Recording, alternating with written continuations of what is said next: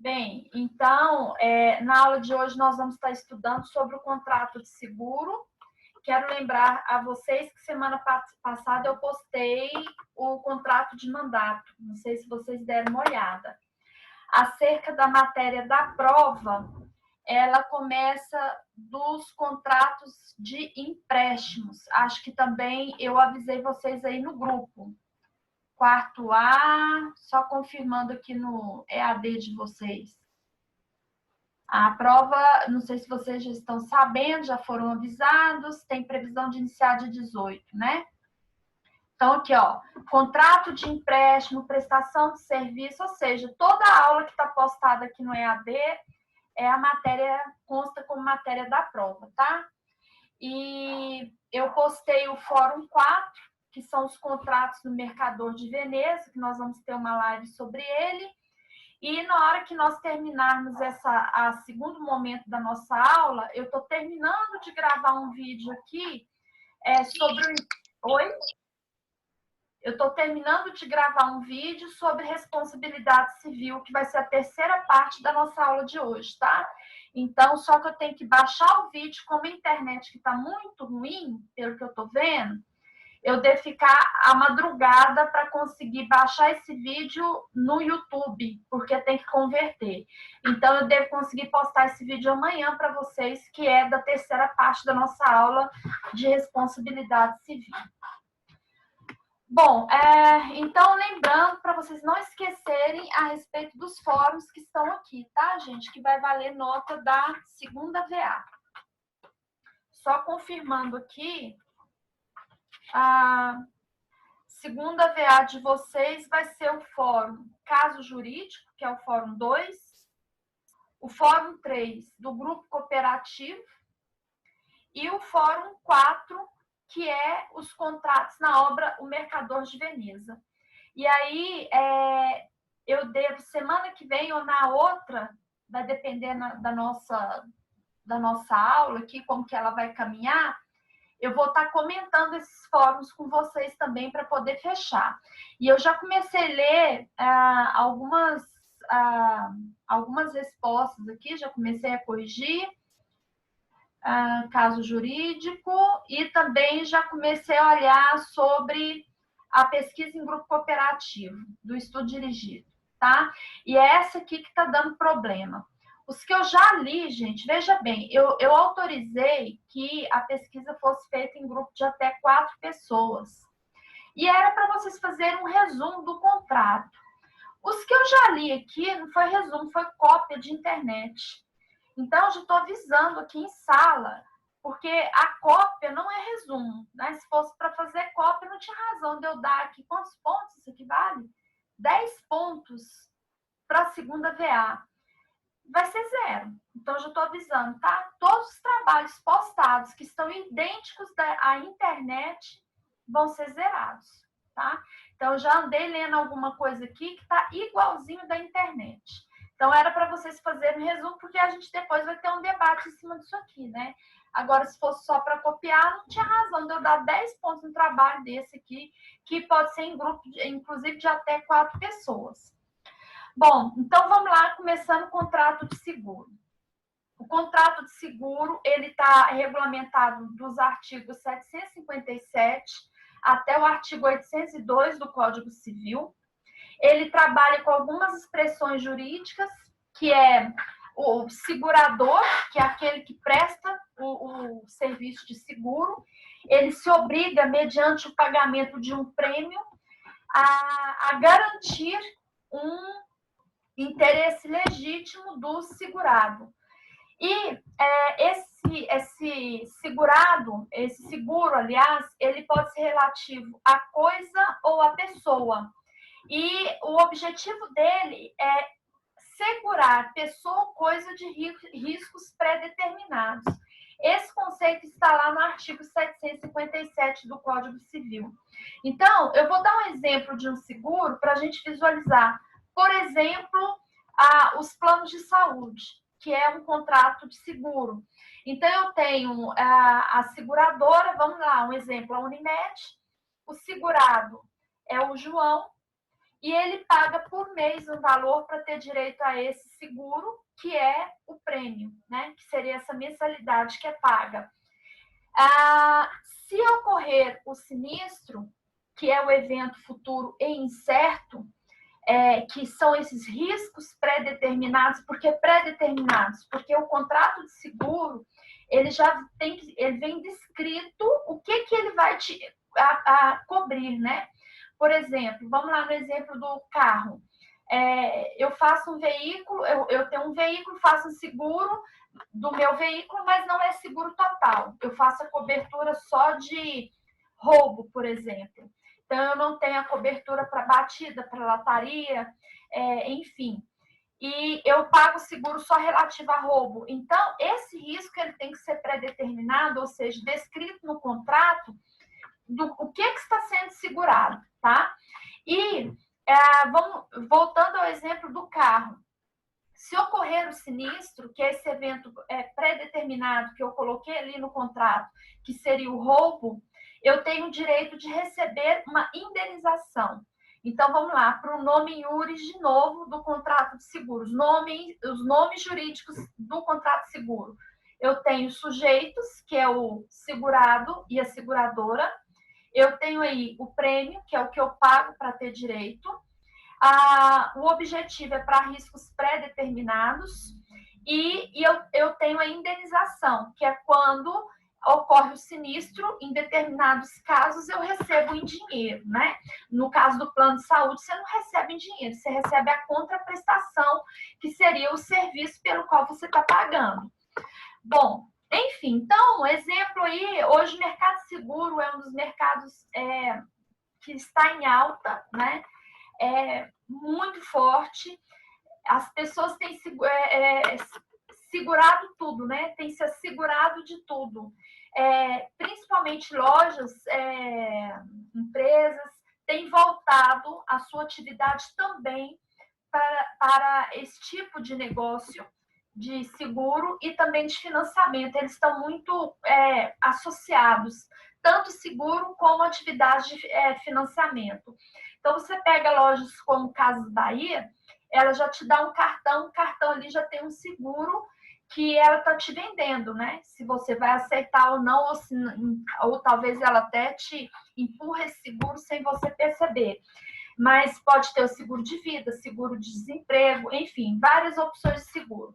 Hoje você compra um ferro elétrico de R$32, o vendedor está querendo te vender o seguro. Então, com esse dinheiro do seguro que é vendido, ele é voltado, em muitos casos, né, das empresas, para um outro tipo de negócio, que é o financiamento. Então, a gente pega lojas de departamento hoje, cuja atividade maior dela não é nem a venda mais de roupas, como uma loja, por exemplo, da Riachuelo. A atividade principal dela acaba sendo o financiamento, o empréstimo que ela está fazendo. E esse empréstimo, resultado desse seguro que ela conseguiu fazer esse movimento desse capital, né? Então, assim, é um excelente negócio a questão do seguro. E hoje, praticamente, a gente segura até uma cama, né? Se você vai comprar uma cama box, eles querem vender para você um seguro também. Enfim, é um mercado em crescimento, né? Não sabemos se vai continuar assim por conta dessa crise mundial que a gente está passando, mas até então é um mercado em crescimento. Eu imagino que também o mercado financeiro vai crescer ainda em parte também, não sei como vai ficar isso, porque o empréstimo está correndo à solta, mas não se sabe se vai ser pago, né? Como que vai ser a situação. Bom, voltando ao contrato de seguro. O seguro, então, ele é um contrato bilateral, né? Porque ele envolve aí a contraprestação, aliás, a obrigação de duas partes. E voltando lá à classificação dos contratos, o contrato com o negócio jurídico, ele é sempre bilateral, porque ele vai envolver duas partes. Agora, quanto aos efeitos jurídicos, quando se fala que o contrato é bilateral, significa que ele é oneroso. Ele é associado à ideia de onerosidade. Quando a gente fala que o contrato é unilateral, ele é associado à ideia de gratuidade. Então, quando se diz que o contrato é bilateral aqui, é porque, em regra, o contrato de seguro é um contrato oneroso. Ele é um contrato consensual, então as partes têm que consentir com ele, e ele é um contrato aleatório, tá? Voltando aí à questão do consensual, quando eu falo em consentir, significa que ele é um contrato perfeito e acabado apenas com o consenso das partes. É diferente do mútuo, que nós já estudamos, do contrato de depósito, que nós já estudamos, que são contratos reais, ou seja, eles só se tornam perfeitos e acabados com a entrega da res, da coisa. No seguro, não. Basta ter vontade das partes, a partir do momento que assinou, houve a proposta, a aceitação, eu tenho um contrato perfeito e acabado. O seguro, ele é um contrato aleatório. Aleatório vem de alha, o risco, né? Porque ele apenas uma das partes se compromete, tem uma obrigação de pagar, independente da contraprestação. Então, você paga para ficar assegurado, mas você não tem certeza se você vai ter essa contraprestação. E se não houver a contraprestação daquilo que você pagou, você não tem direito de pedir o dinheiro de volta. Voltemos ao exemplo do seguro de carro. Imagina que eu pago 1 ano de seguro de carro, não ocorreu o sinistro. Ai, que ótimo, né? Se não ocorreu, eu não tenho direito de pegar esse dinheiro de volta. Mesmo raciocínio no plano de saúde. Eu pago 6 meses de plano de saúde e não tive necessidade de acionar esse seguro. Ótimo, se eu não precisei usar o meu plano, maravilhoso, mas não me dá direito de pegar dinheiro que eu gastei de volta. Então, por isso que a gente fala que ele é um contrato aleatório, porque uma das partes tem obrigação e a outra nem sempre se obriga, ela só vai se obrigar se ocorrer um sinistro. Bom, o seguro, ele é um instrumento de socialização dos riscos, então, como eu disse, ele está crescendo muito no Brasil, principalmente. E já que estamos falando aí de planos de saúde, o nosso material, eu comecei a trabalhar sobre planos de saúde. A gente começa falando de seguro, porque já tem uma polêmica aí quanto a uma decisão do STJ, depois de recursos, né, de empresas na área de saúde, querer reclamar que o contrato de seguro, por exemplo, do plano de saúde, não seria um contrato aleatório, mas sim comutativo. Então, por isso que eu comecei trabalhando os seguros de saúde, como a gente conhece como planos de saúde. Então, vamos lá. Os seguros que são regulamentados, que são voltados para o plano de saúde, eles são regulamentados por uma lei especial, que é a Lei 9.656 de 98. Essa lei de 98, ela cuida dos planos privados de assistência à saúde. Então, ela vai cuidar de todos os planos privados voltados à saúde. Por que eu estou falando privado? Não se enquadra nessa regulamentação o SUS, que é do governo. Bom, e lembrando que, além dos planos privados serem regulamentados por essa lei, que é de 98, eles também são regulamentados pelo Código de Defesa do Consumidor, tá? Que é a Lei 8.078/90. Isso porque, repetindo o que eu já falei em outras aulas, o Código de Defesa do Consumidor, ele é um conjunto de normas principiológicas derivadas da Constituição Federal. Então, ele é o único código que a Constituição Federal determinou que fosse criado, que fosse elaborado. Isso lá no ADCT 48, que são o Ato de Disposição Constitucional Transitória, em que o Congresso fala que deve ser criada uma lei em proteção ao consumidor. Então, muitos doutrinadores entendem que o Código de Defesa do Consumidor é uma norma constitucional. Então, veja bem, eu não posso ter nenhuma lei que fira a Constituição Federal. E só que acontece que o CDC ele tem uma compreensão diferente do Código Civil e das demais leis, né? Por quê? De uma maneira geral, quando a gente fala em contratos, eu tenho duas partes, contratante e contratado, e eles são iguais, né? A rigor na lei. Para o CDC, eles não são iguais. Então, eu tenho o fornecedor e o consumidor vulnerável. Então, veja bem, quando eu falo dessa lei de plano de saúde, 9.656, ela se aplica no que ela não for contrária, veja bem, no que ela não for contrária ao Código de Defesa do Consumidor. Então, os planos de saúde são regulamentados tanto pelo CDC como por essa lei aqui, os planos de saúde privados, tá? Bom, o risco vai ser o fator determinante do negócio, como eu já falei, e o sinistro, que é esse evento da pessoa adoecer e precisar de um plano de saúde, é o evento futuro e incerto. Eu não sei se ele vai acontecer. Então, a característica do contrato aleatório é que ele envolve exatamente o sinistro, algo que é além das forças humanas, do controle humano.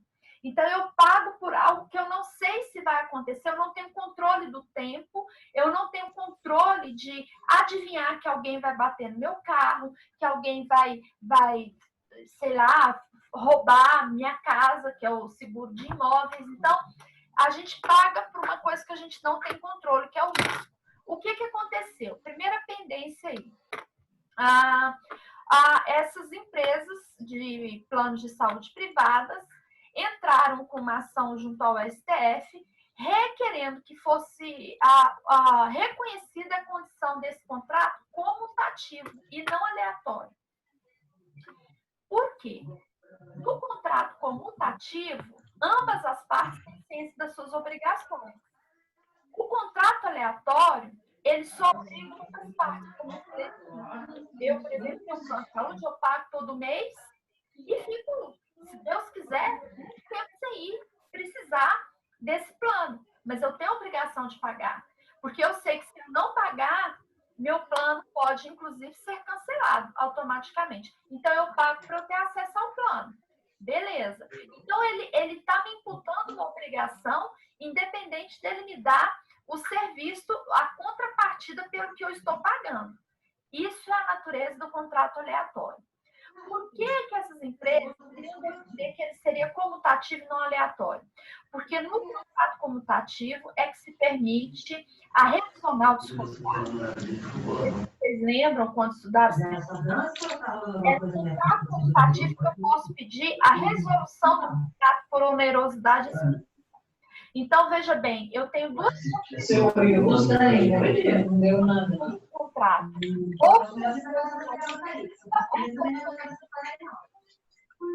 Vou dar um exemplo. Imagina a cena que nós estamos vivendo agora, no Brasil, né, no país.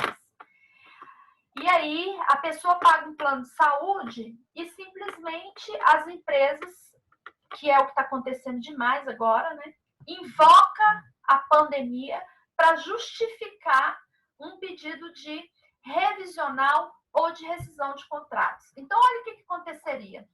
Eu que pago um plano de saúde há 10 anos, por exemplo, e usei esse plano de saúde numa cirurgia só, e por mês eu faço um exame ou outro, muito esporadicamente, e pago aí por mês R$1.000 durante 10 anos, no momento de crise desse, uma empresa dessa, por exemplo, meu caso é a Unimed, se ela tivesse isso aqui deferido pelo STJ, ela poderia chegar e falar assim, olha, mandar uma notificação para mim, falando que iria rescindir o contrato, né, resolver esse contrato, sob a alegação que estava muito alto, ela manter esse plano para mim, porque para ela não compensa, por conta da crise, que não está conseguindo manter os funcionários, que vai ter que reduzir isso e aquilo, e simplesmente cancelar o que eu paguei anos a fio. Né?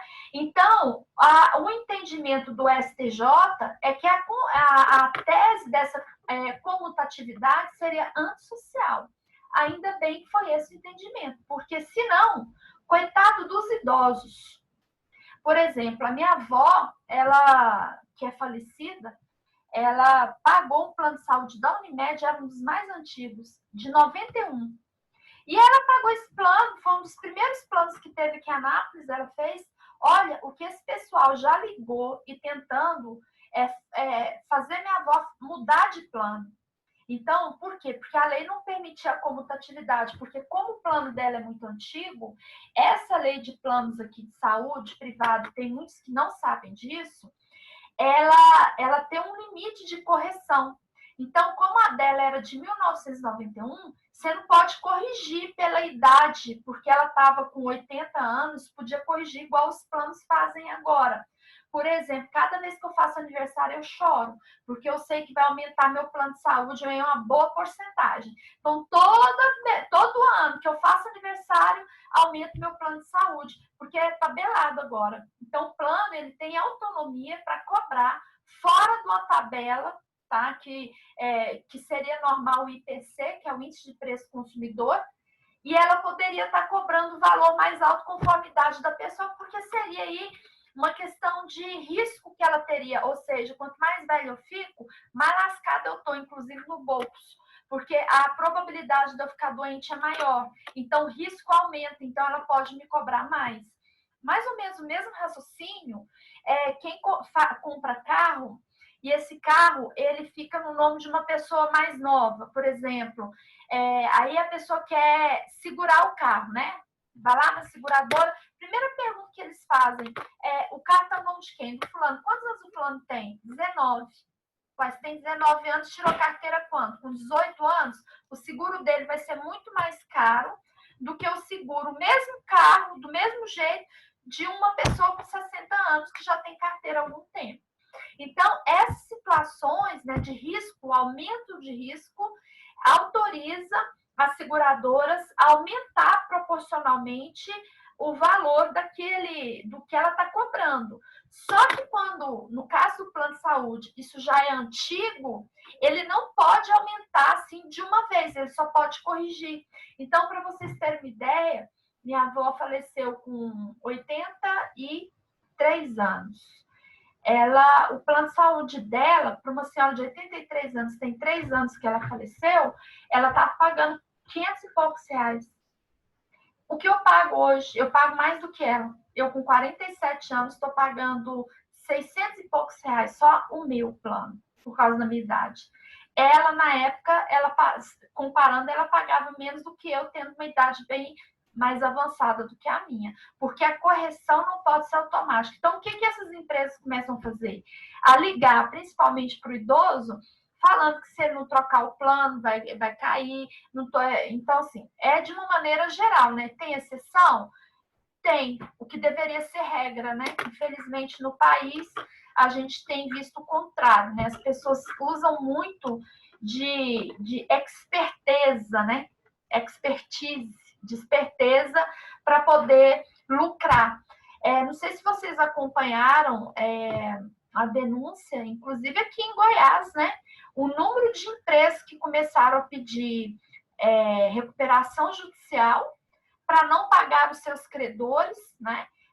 A gente deduz isso, saiu no Fantástico, né? Inclusive divulgando nomes de advogados envolvidos daqui de Goiás, com fachadas de recuperação judicial sem necessidade nenhuma, justamente para poder lesar o credor, ou ganhar prazo, lucrar em cima disso aí. Infelizmente, é uma realidade que a gente tem. E é o que a gente acaba vendo em momentos de crise, né? Bom, esse mesmo raciocínio que eu citei do plano de saúde da minha avó, porque quando ele é muito antigo, ele só pode ser corrigido, ele não vai muito pela essa tabela de idade, é o raciocínio do plano de coisas, né? Que, por exemplo, do carro, e muitos não sabem disso também. Por exemplo, eu faço um seguro do meu carro o ano passado. Aí não ocorreu sinistro. Nesse ano, por força de lei, se eu continuar com a mesma seguradora, ela tem que me dar um desconto. E muitos não sabem disso. E aí, se eu vou, o ano que vem, continuo com a mesma seguradora, ela tem que me dar mais desconto ainda se não ocorrer o sinistro. E assim sucessivamente até um teto, um limite. Então, o que o povo começa a fazer, né? Os funcionários dessa seguradora começa a querer que você troque de seguradora. Quem trabalha com seguros, né? Que é chamada de corretagem, começa a querer que você troca de seguradora. Fala assim, nossa, olha, a minha seguradora para você top de linha, a franquia é muito mais barata, você vai conseguir acessos não faça isso. Primeiro estude o mercado e veja quanto que vai ficar o seu seguro. Porque, na verdade, ao trocar, você perde o benefício que você teria com o mesmo contratado, com a mesma parte que você contratou. Aí você vai começar do zero, quando, na verdade, você teria um desconto aí por continuar com a mesma seguradora. Bom, enfim, o STJ, então, ele determinou que os contratos de seguro seriam, de fato, contrato aleatório. Portanto, sendo contrato aleatório, eles não podem ser rescindidos, revisados, resolvidos com fundamento na onerosidade excessiva ou na teoria da imprevisão, certo? A empresa é obrigada a manter aquele seguro de alguma forma, a menos que ela decrete falência, né? Bom, então, o STJ tem entendido como nula por abusividade a cláusula que autoriza a seguradora a rescindir unilateralmente o contrato de seguro de saúde sob a alegação de inviabilidade da manutenção. Logo, a determinação dos riscos deve ser analisada à luz da função social do contrato, da boa-fé objetiva e da proteção da dignidade humana. Bom, como é que eu provo o seguro? Isso, as provas do seguro estão lá no artigo 758. O seguro se prova pela apólice, pelo bilhete de seguro ou por qualquer outro meio idôneo, né, que eu tenha para provar que eu estou pagando esse seguro. O que seria a apólice? A apólice é o contrato que vem ali redigindo quais são os termos do seguro, né? E aí você vê a importância do Código de Defesa do Consumidor regulamentando esses contratos. Eu fiz um contrato uma vez de uma seguradora de carro que eles me mandaram um livro do contrato. Era um livrinho assim, dessa grossura, quadradinho. Eu, sinceramente, nunca li aquele livro. Aquilo ali me dava uma preguiça. Aí, quem é que vai ler aquele livro daquele tamanho, uma coisa inútil, né? Que é sobre seguro. Enfim, nos termos do seguro. Fora a letra, que era minúscula. Aí, uma certa vez, eu peguei um caso que era a mesma seguradora minha. A menina teve o sinistro, entrou contra a seguradora, e a seguradora não cobriu o seguro, e ela foi me procurar para fazer a defesa, porque ela queria que continuasse, né? Porque quem entrou com a ação foi um advogado, depois ela queria que eu continuasse com a causa.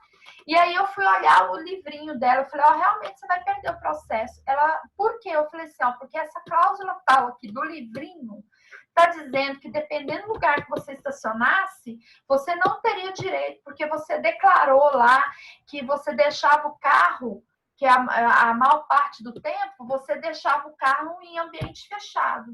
E o seu carro, ele teve o problema num ambiente que não era fechado. Então, possivelmente, você vai perder por causa de uma cláusula.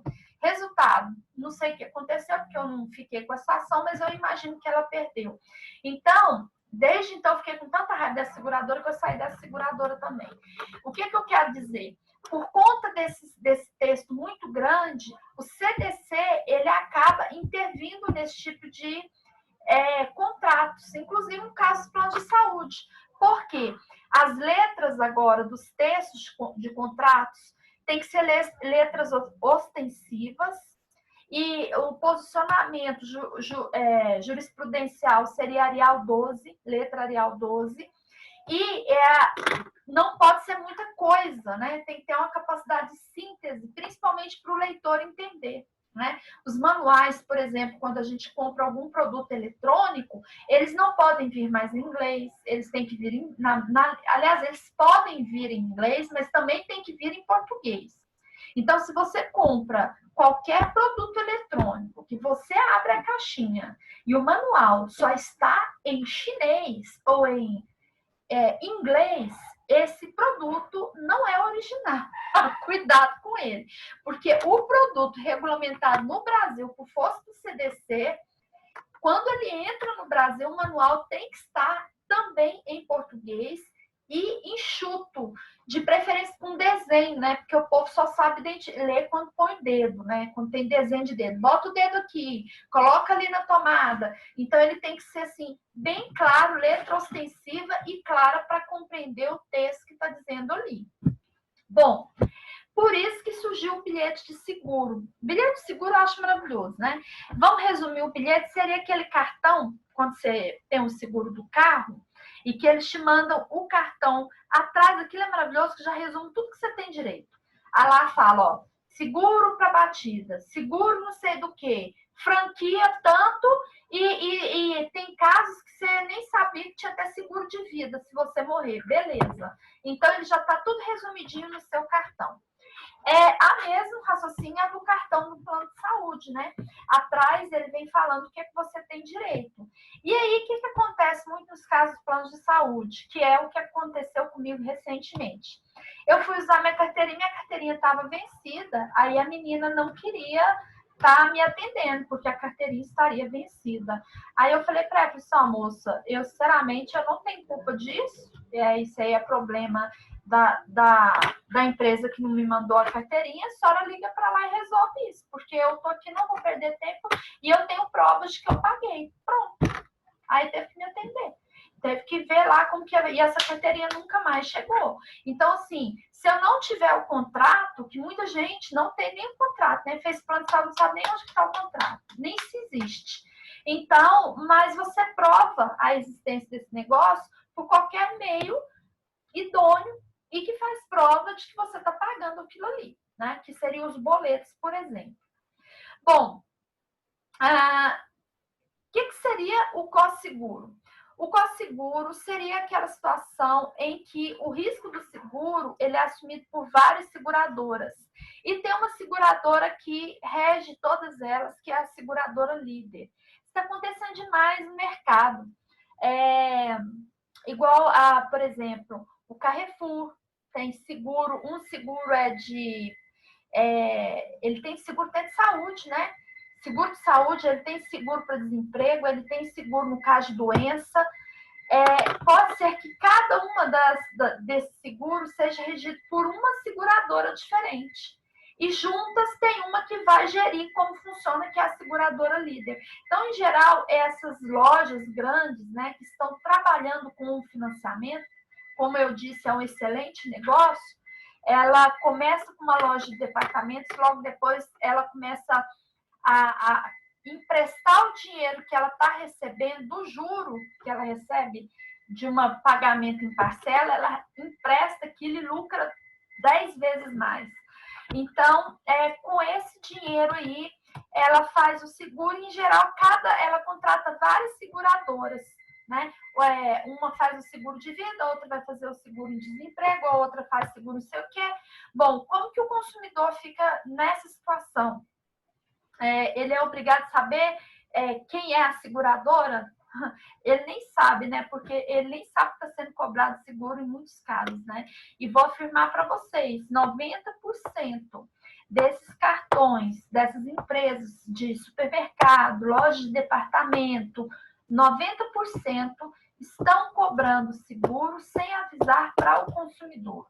O consumidor fica sabendo quando ele resolve ler a fatura. Né? E é seguro tipo assim, são cobradas parcelas de R$1, R$1,50, tem seguro até de R$5, né? E você paga por mês naquela correria toda que você vai pagar a fatura, vai tudo. Ainda mais quando é débito automático em conta, que eu acho isso um perigo para quem é desorganizado, porque você começa a pagar sem saber nem quem você está pagando. Recentemente, minha filha falou assim: mãe, por que você não paga esse debitado em conta? Eu falei, não. Ela, por que não? Eu falei assim, porque eu quero saber o que eu estou pagando. Então, assim, eu mesma, eu tenho tudo anotado e direto eu vejo cobrança errada. Principalmente as empresas de internet, empresas de serviços de TV. Agora eu comprei aqui estou pagando para acessar filmes, né? Não sei nem como o nome que dá disso. Descobri que passaram o cartão 2 vezes. Oba, outra ação, né? Então, assim, por que eu descobri? Porque eu controlo minhas contas. Eu olhei aqui e falei assim, mas passou o cartão uma vez, passou de novo o cartão. Eu estou sendo cobrada 2 vezes pelo mesmo negócio. Então, assim, por quê? Porque eu estou ali conferindo. Porque se a gente for ver, O povo faz de sonso e, ó, enfia trem na gente, na lapa mesmo. E um dos casos é de seguro. Então, você acaba pagando seguro sem saber e sem ver. E falando em seguro, eu tenho 4 minutos aqui, logo mais cai a aula e depois a gente volta, tá? Eu vou dar um alerta para vocês. Repetindo, é uma prática, principalmente do povo brasileiro, que não lê o que faz, né? Nós não temos a cultura de ler as coisas, tá pagando coisa sem saber o que tá pagando, né? Eu falo que o povo brasileiro é muito rico, porque ele consegue dar dinheiro de presente pro povo. Então, se você tem cartão, Riachuelo, Renner, Casas Bahia, Carrefour, Ricardo Eletro, Pernambucanas, eu conheço gente que tem um cartão de cada loja. Ótimo. Então, tenha atenção e o interesse de ler as faturas que você está pagando, leia com calma e veja lá se não tem seguro.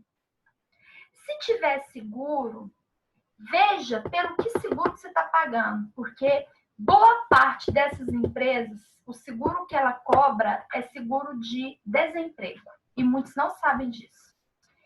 E o valor que você está pagando, o seguro cobre 2.000, tem loja que dá 2.000 por desemprego, tem loja que dá 1.000, tem loja que é 3.000, né? Salvo engano, em Riachuelo é 3.000.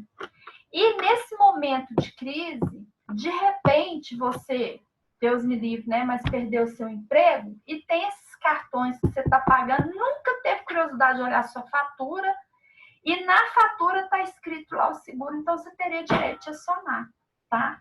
Então fique atento, porque de repente você tem um seguro e não está nem sabendo, né? E talvez até mais de um seguro. E aí eu já vou me adiantando. Professor, eu posso ter mais de um seguro sobre o mesmo fato? Se for relativo à pessoa, sim. Se for relativo à coisa, não. A menos que não ultrapasse o valor da coisa. Por exemplo, meu carro vale 30.000. Eu já segurei meu carro por 30.000 reais.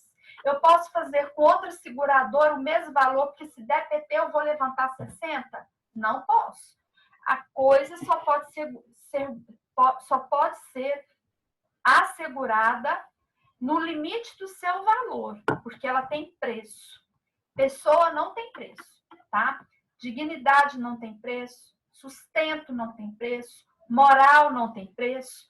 Então, eu posso ter vários seguros de desemprego. Se estão me cobrando, e de repente as pessoas não estão nem sabendo. Então, é bom dar uma olhada aí, dar uma conferida. Bom, falamos então do COSEGURO e vamos fechar essa parte dessa aula com o golpe de seguro. Bom, é nulo o contrato para garantia de risco proveniente de ato doloso do segurado, do beneficiário ou do representante. O que é o golpe do seguro? É quando a pessoa age com dolo para se beneficiar do seguro. Por exemplo, o indivíduo está precisando de um dinheirinho, né? Nessa época de crise, no desespero, não consegue vender o carro, aí ele lembra, eu tenho seguro, beleza.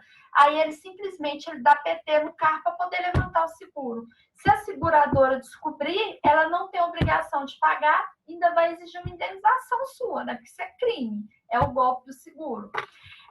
Outra situação, eu tenho uma irmã gêmea e aí eu pago um plano de saúde. Minha irmã ficou doente, e aí, como ela não tem um plano de saúde, eu resolvo o problema. Eu dou minha carteirinha para ela, ela vai com a minha carteirinha para fazer o exame, né? Então, seria um outro caso de golpe seguro. A pessoa tem uma empresa, tá mal das pernas, paga uma seguradora e aí ela bota fogo na própria empresa para poder pegar o seguro. Bom, algum tempo atrás era difícil a seguradora fazer provas dessas situações de fraude, de golpe. Hoje em dia é super fácil, né, gente? Porque nós estamos vivendo o olho que tudo vem. Então, nós somos filmados o tempo inteiro, né? Eu tenho até medo desse trem aqui, ó, de outras pessoas estarem vendo. Eu tenho um amigo meu que ele coloca aqueles durex, sabe? Mesmo quando não está na webcam, ele mexe no computador normal, ele bota o durex, que ele tem as teorias de conspiração mais louca do mundo. Mas eu não duvido, não. Então, assim, hoje em dia é bem mais fácil segurador